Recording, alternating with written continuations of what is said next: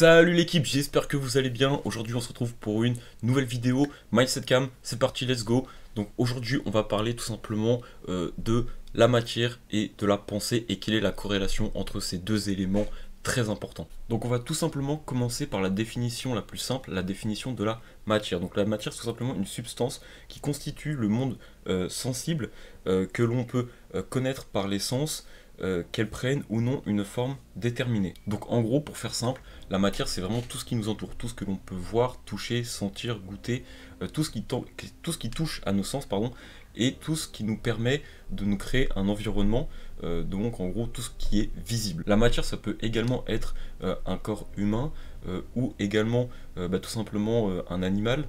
Donc la différence c'est que entre la matière matérialiste et la matière vivante, c'est que l'une vit et l'autre est. Donc il y a une matière qui est présente et une autre matière qui vit, qui possède une âme, une conscience, qui peut avoir des pensées, etc., etc. Donc maintenant on va définir quelque chose d'un petit peu plus complexe, c'est tout simplement la pensée. Donc maintenant on va définir quelque chose d'un petit peu plus complexe, la pensée. Donc qu'est-ce que la pensée? C'est tout simplement une activité psychique, consciente, ayant pour faculté la connaissance. Alors maintenant on va voir la corrélation entre la pensée consciente et la matière. Et bien tout simplement l'un est pendant que l'autre vit et pense. Donc dans un exemple plus concret, chacun peut admettre qu'il possède un corps, donc de la matière, et également qu'il possède des émotions, des sensations, des rêves et des pensées. Et bien cet ensemble constitue tout simplement un être humain, et donc il se dissocie en deux choses bien distinctes. D'abord la conscience et les pensées, et d'un autre le corps, la matière. Mais là est la bonne nouvelle, c'est que des études scientifiques ont prouvé et démontré que tout simplement la conscience agit sur la matière, c'est-à-dire qu'elle modifie la matière de par la pensée. De ce fait, les pensées permettent de créer, concevoir, innover ou même détruire de la matière physique. En fait, on pourrait penser que la matière est ce qu'elle est, c'est-à-dire rien de plus qu'un tas d'atomes et de molécules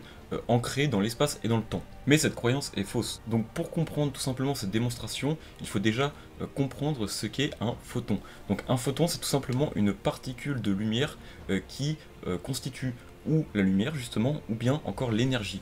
Donc soit lorsque l'on crée une pensée, on a tout simplement des connexions neurologiques qui vont laisser passer justement ces fameux photons, ou encore lorsque l'on allume la lumière, ou encore la lumière du soleil laisse passer des photons qui nous permettent d'avoir la vision des couleurs et tout simplement la vision des atomes, donc de la matière. Et en effet, la science quantique a démontré que les photons et les atomes n'étaient en réalité qu'une infinité de probabilités. Cela signifie deux choses. Premièrement, que les probabilités sont partout autour de nous et nous entourent. Et deuxièmement, que la conscience agit sur ces fameuses probabilités.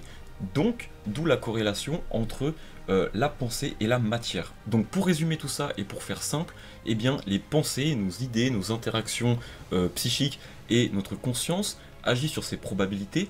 Donc lorsque l'on visualise et lorsque l'on pense à certaines choses qui peuvent arriver, donc des événements ou bien l'obtention de choses matérielles, eh bien on attire justement ces choses-là, puisqu'on fait jouer les probabilités pour attirer ces choses vers nous. Et à l'inverse, lorsque l'on répulse de nos idées et de notre conscience certaines choses que l'on ne souhaite pas, eh bien on va expulser les probabilités, on va réduire les probabilités pour que cela n'arrive pas.